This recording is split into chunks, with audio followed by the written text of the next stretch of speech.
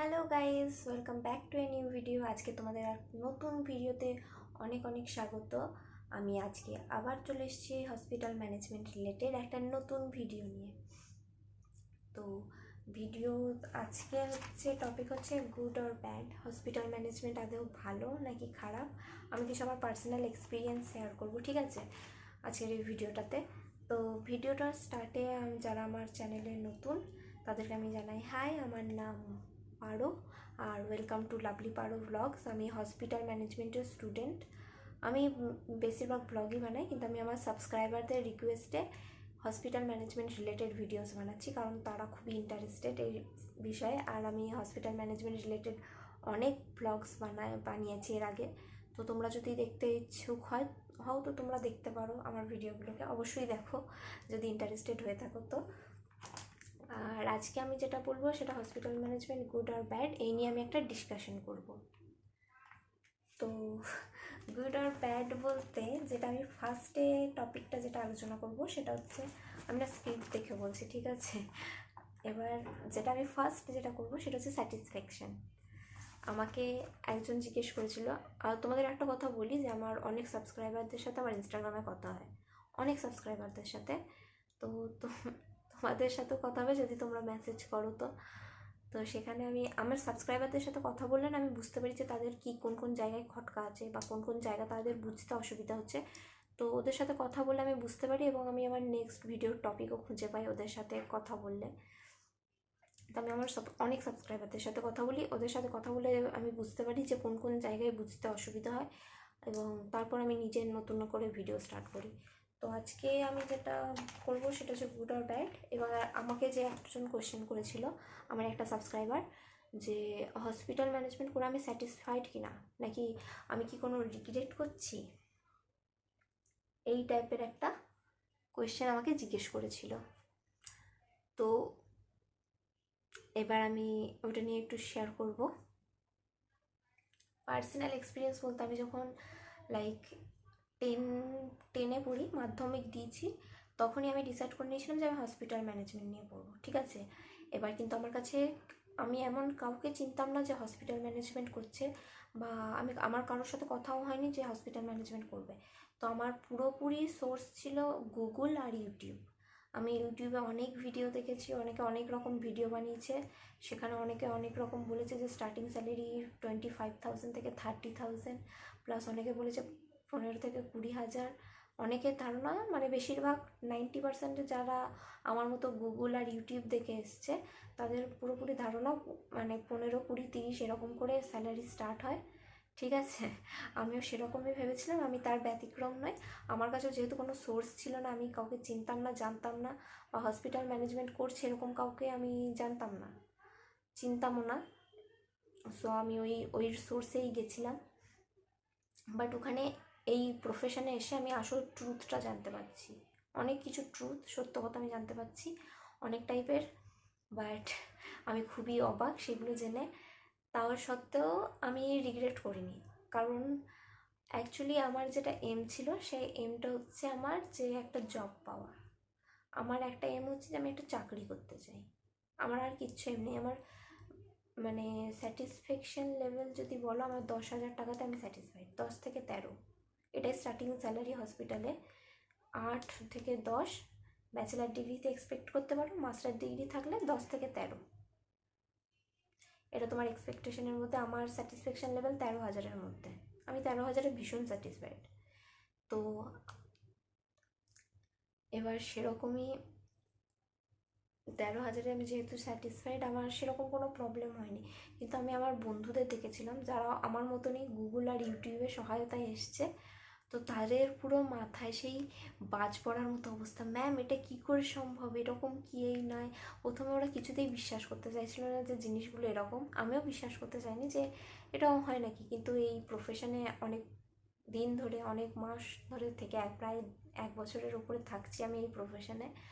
তো এই প্রফেশনে থেকে যাদের এক্সপিরিয়েন্স 10-12 বছরের ওপরে, সেই রকম মানুষদের সাথে আমি থাকি, তো অনেকজনকে চিনিও আমি।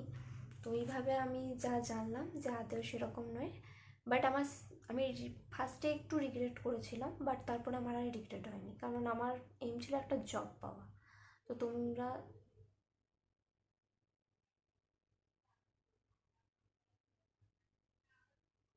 তোমরা যারা আছো আমি তাদেরকে বলবো, আমি মাঝে মাঝে এরকম চুপ করে যাই কারণ বাড়ির বাইরে থেকে আওয়াজ আসে, ওই জন্য। যাই হোক, আর তোমরা যারা আছো আমি তাদেরকে বলে দিই, স্যার যদি হসপিটাল ম্যানেজমেন্ট করো ব্যাচেলার ডিগ্রি, স্টার্টিং স্যালারি 8,000 টাকা এক্সপেক্ট করতে পারো।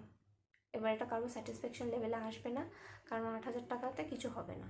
আমার মানে ক্লাসমেট আছে, যখন ম্যাম বলছিল 8,000 টাকা, তখন বলছে যে ম্যাম ওটা আমাকে আমার ফ্যামিলি হাত খরচা দেয় 8,000 টাকা। তাহলে সে 8,000 টাকা মাইনে করে কী করে করবে? তো যাই হোক, এবার ওদের ব্যাপার। তো এটা হচ্ছে একটা মানে বিশাল বড়সড় ব্যাপার, যেটা জানা উচিত। এবার এটা ভালো দিক না খারাপ দিক সেটা তোমরা দেখবে। এটা আমার একটা পার্সোনাল এক্সপিরিয়েন্স, যেটা আমি এখন শেয়ার করলাম।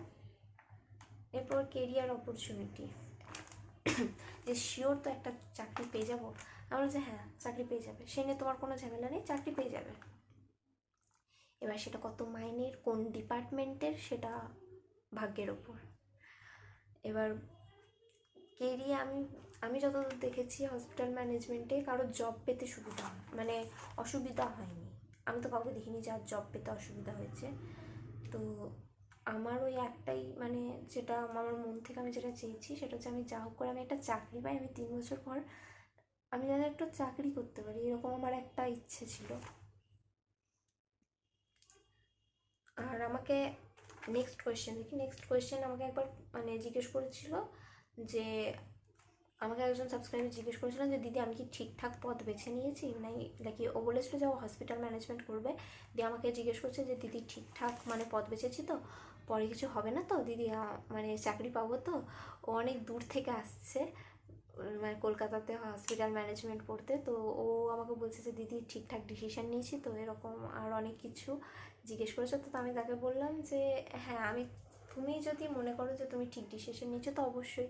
আর তুমি তো সব জিনিস জানো যে চাকরি কীরকম পাবে না পাবে, যেহেতু আমি আমার ভিডিওতে সব এক্সপ্লেন করি, তো সেখানে তোমরা জানো যে কীরকম স্যালারি হয়, কীরকম চাকরি হবে কি না হবে, সবটা তোমরা জানবে, বিকজ আমি খুব ডিটেলসে আলোচনা করি সব কিছু। আর আমি অনেক ভিডিও বানিয়েছি, আর এতগুলো ভিডিও দেখার পর আমি বলতে পারি তোমাদের হসপিটাল ম্যানেজমেন্টের 80% মানে 50%, 50 কি তারও বেশি হবে, আমি যে হারে ভিডিও বানাই এক একটা ছোট্টখাটো টপিকের ওপর, কি তোমাদের 80% ধারণা হয়ে গেছে হসপিটাল ম্যানেজমেন্ট জিনিসটা কি, যদি আমার ভিডিওগুলো একটু দেখে থাকো।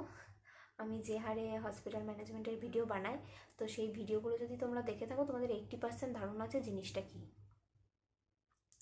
আমার অবস্থা দেখো কী হারে ঘেমেছি আমি।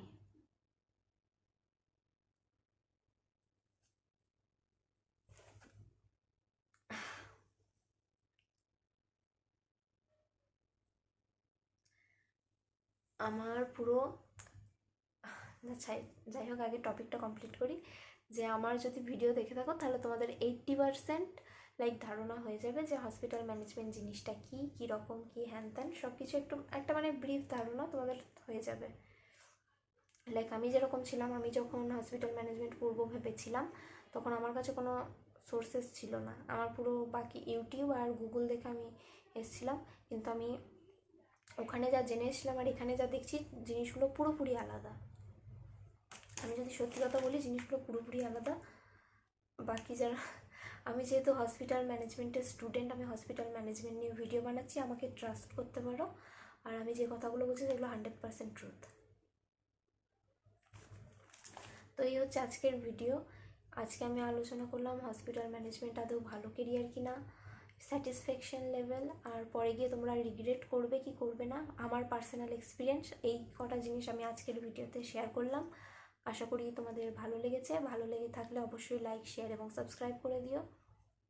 আমি ভবিষ্যতে আরও বানাবো এইরকম টপিক নিয়ে ভিডিও। তো তোমরা যদি ইন্টারেস্টেড থেকে থাকো তো অবশ্যই সাবস্ক্রাইব করে নিও। আর তোমাদের কোনো কোয়েশ্চেন থাকলে কমেন্টে জানিও।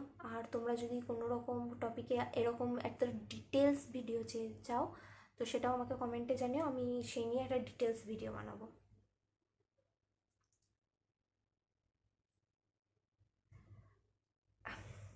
তো অবশ্যই আমার চ্যানেলটাকে সাবস্ক্রাইব করে দিও। টাটা, দেখা হচ্ছে পরের ভিডিওতে। কি আরে ঘেমেছি আমি দেখো। সাবস্ক্রাইব।